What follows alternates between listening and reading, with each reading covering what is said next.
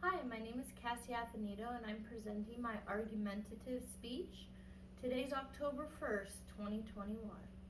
Now, imagine you're a parent of an elementary age child.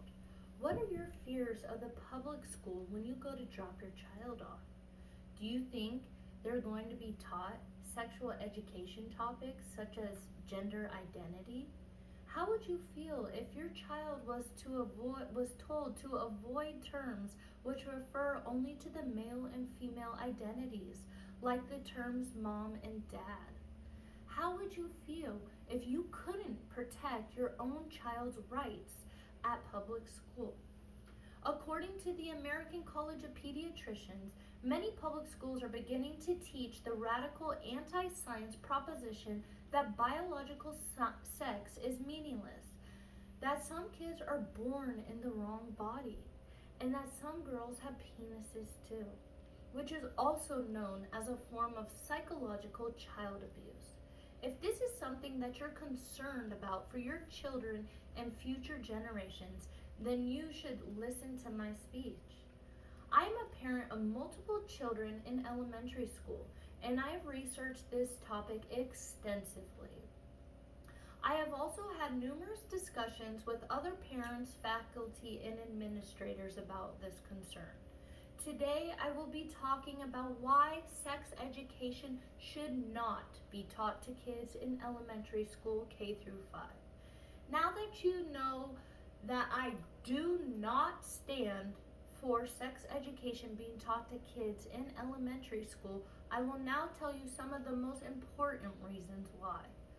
Sex education is meant to educate students, but what's happening now is that the children are being exposed to topics at a rather early age that's not age appropriate.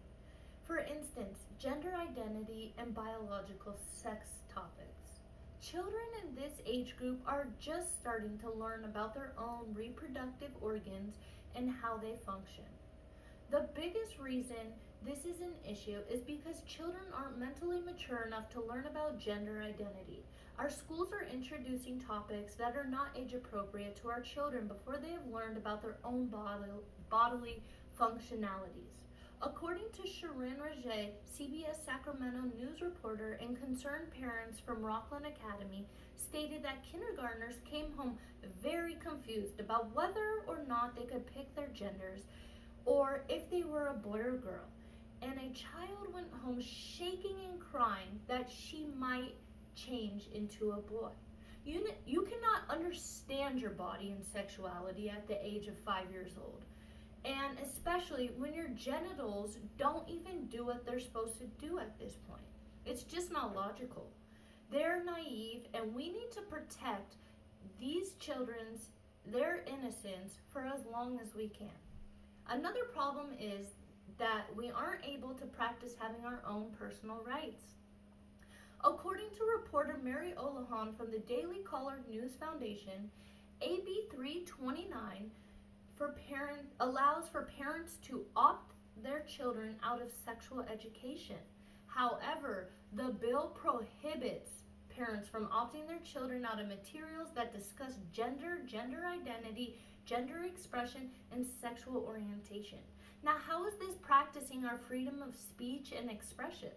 This is why so many parents are pulling their children out of the public school system and putting them into either private school or homeschooling them, because it's about giving us the choice of what is introduced to our kids.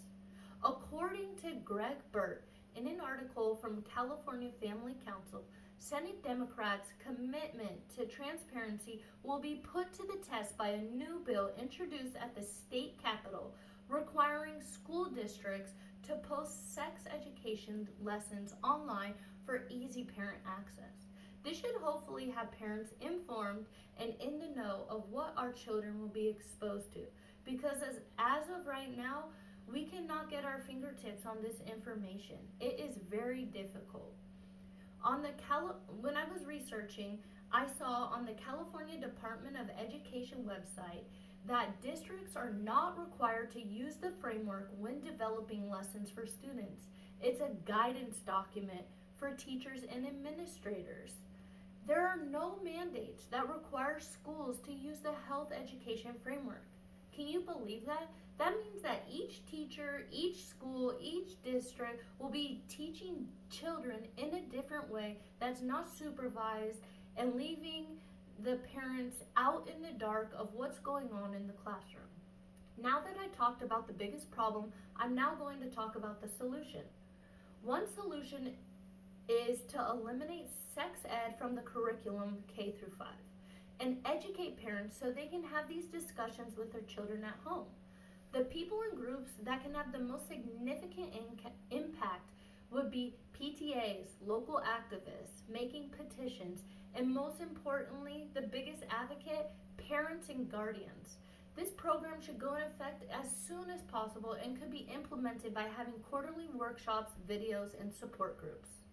After telling you about a solution, I want you to envision how things are and how they could be in elementary school if things were to change.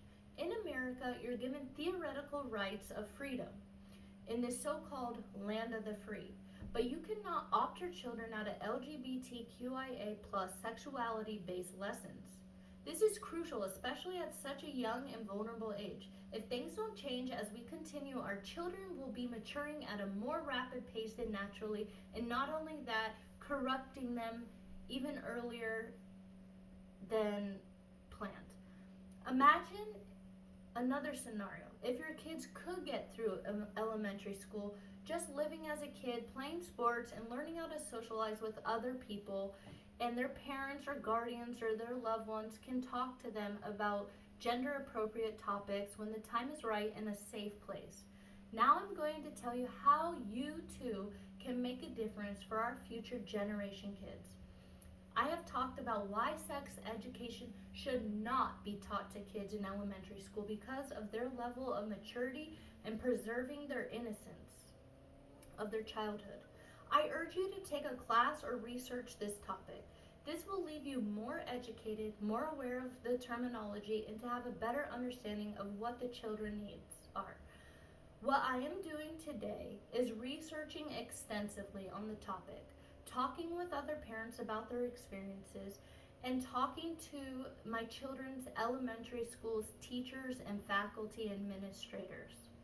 Not only that, I stay very involved in my children's schools so I can be aware of everything. I am also informing all of you and others about this subject.